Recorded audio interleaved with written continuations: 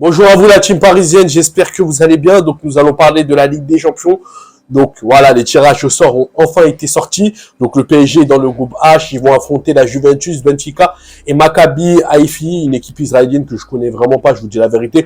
Donc nous allons faire le point, le tri dans cette vidéo et je vais donner mon avis, comment le PSG va pouvoir entamer les rencontres face à eux et comment ils pourront gagner pour finir premier du groupe. Donc voilà dans cette vidéo.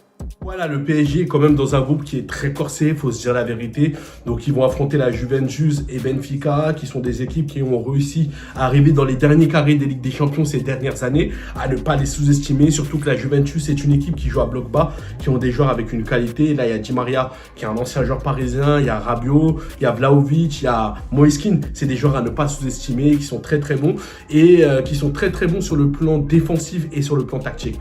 Donc voilà, ils ont quand même comme coach Massimiliano Allegri qui est quand même très bien, qui connaît quand même ce jeu, qui arrive à cerner les équipes offensives, car le PSG en est une. Donc voilà, ne pas les sous-estimer. Et aussi Benfica qui joue très très bien au ballon et qui joue dans la verticalité et qui ont du jeu et surtout qui arrive à se trouver des situations dangereuses. Donc voilà, eux aussi c'est une équipe surtout à ne pas les prendre de haut. Ils ont réussi ces dernières années à pouvoir aller jusqu'en quart de finale ou demi-finale. Donc voilà, surtout le PSG doit continuer dans la même dynamique qu'ils sont depuis le début de la saison et pouvoir essayer d'être premier de ce groupe. On espère que le PSG n'aura pas le malheur de recevoir un but des Di Maria parce que c'est une tradition. Chaque joueur qui ont joué au PSG et qu'on les a affrontés en Ligue des Champions nous ont marqué un but. Donc voilà, on pense à Nkunku, on pense à certains joueurs. Donc on espère vraiment que voilà, le PSG va essayer de casser ce rythme-là de cette malédiction.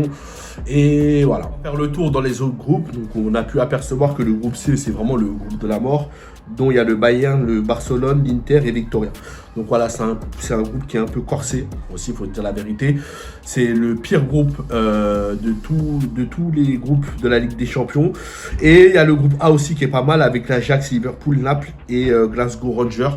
Donc voilà, ça reste aussi imprévisible. Donc voilà, on sait à peu près qui va passer.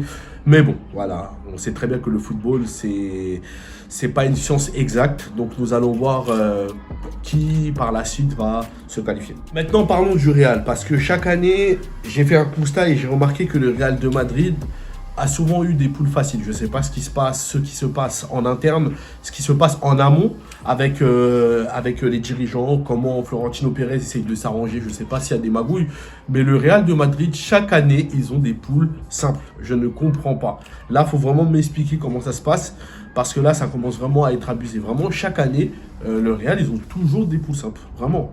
Là, c'est quelque chose qu'on doit se poser réellement la question. Je ne sais pas s'ils sous-droit l'UEFA. Donc voilà, bon, on va pas se prononcer, mais c'est bizarre quand même. Voilà, donc on va finir par Marseille. Donc voilà, Marseille a pu vraiment avoir une poule facile. Donc Francfort, Tottenham et le Sporting.